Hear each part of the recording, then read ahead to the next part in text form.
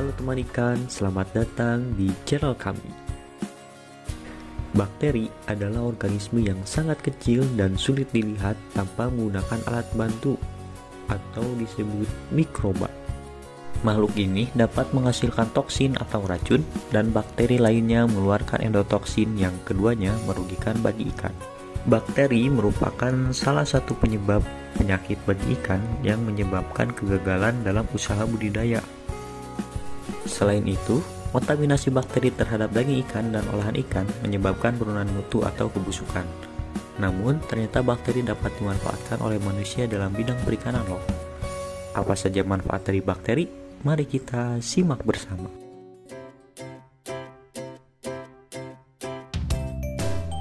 Pertama, membantu pencernaan. Salah satu cara pemanfaatan bakteri dalam bidang perikanan adalah probiotik. Probiotik adalah bahan tambahan pada pakan yang mengandung bakteri baik dan menguntungkan bagi ikan.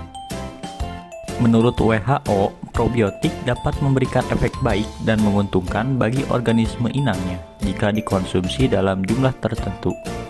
Biasanya, probiotik digunakan sebagai campuran pada pakan ikan dengan cara dibibis. Bakteri yang terkandung dalam probiotik tersebut akan berkembang dalam usus dan menguntungkan inangnya, baik secara langsung maupun tidak langsung dari hasil metabolit. Bakteri tersebut dapat mengubah mikroekologi usus, sehingga mikroba yang menguntungkan dapat berkembang dengan baik. Manfaat probiotik salah satunya adalah membantu pencernaan ikan dan mengefektifkan nutrisi pada pakan. Enzim yang dihasilkan mikroba dalam probiotik akan menghidrolisis molekul kompleks seperti memecah karbohidrat, protein, dan lemak menjadi molekul yang lebih sederhana.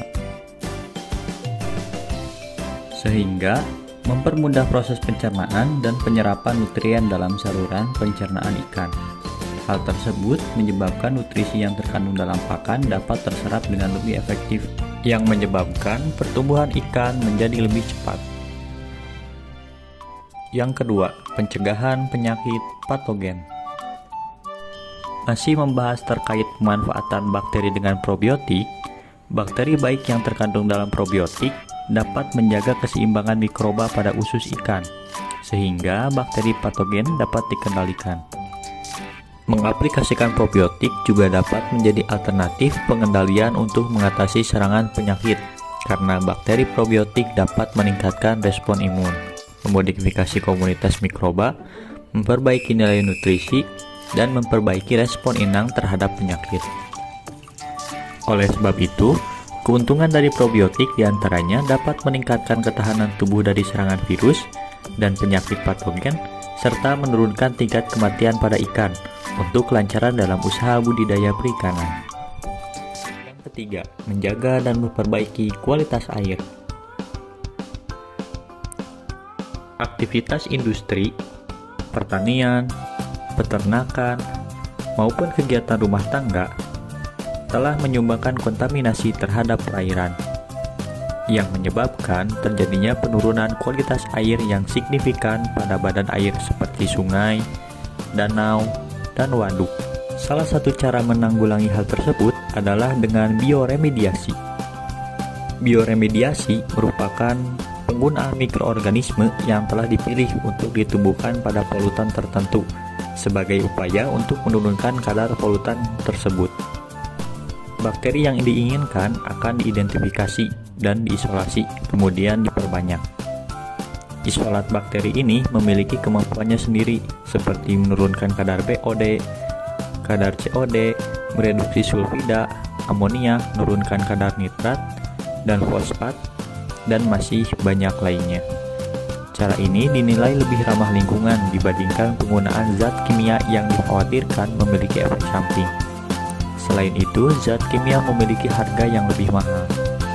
Mikroorganisme dan enzim untuk bioremediasi pun telah dijual dalam berupa produk seperti ACF32, bioaktif,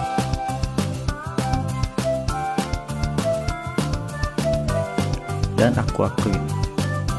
Diharapkan dengan penggunaan mikroba dalam bioremediasi, dapat menjadi alternatif untuk menjaga dan memperbaiki kualitas air. Yang keempat, pengolahan ikan. Selain dalam proses budidaya dan bioremediasi, bakteri juga berperan dalam proses pengolahan ikan. Bakteri yang umum digunakan untuk fermentasi adalah bakteri asam laktat, seperti Lactobacillus dan Pediococcus. Bakteri asam laktat dapat memproduksi bakteriosin sebagai antimikroba yang berperan untuk mengawetkan daging dan sayuran.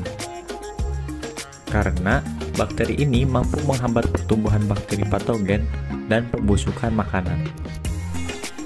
Bakteri asam laktat dapat berperan sebagai bioproteksi dan biopreservasi dalam meningkatkan keamanan pangan pada produk tersebut.